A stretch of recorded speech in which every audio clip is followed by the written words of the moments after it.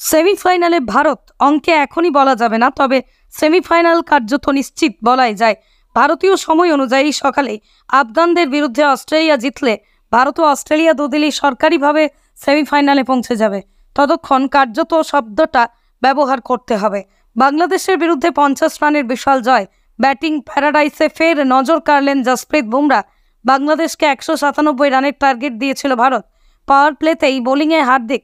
এই বিশ্বকাপে বাংলাদেশের সর্বাধিক ওপেনিং পার্টনারশিপ ছিল 13 রান। এই রানটা ছাপিয়ে যেতেই যেন নৈতিক জয় বাংলাদেশের। তবে আস্কিং রেট বাড়ছিল। হার্দিকের বোলিংয়ে দুর্দান্ত একটি 6 মারেন লিটন।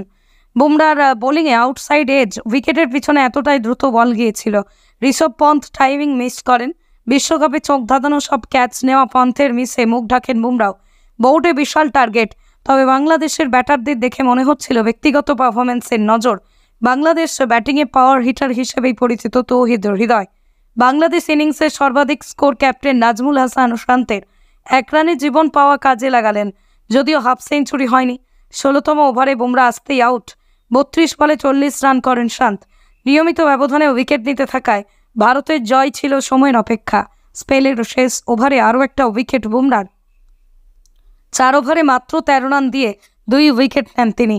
অবশেষে 20 ওভারে 8 উইকেটে 146 রান করে বাংলাদেশ।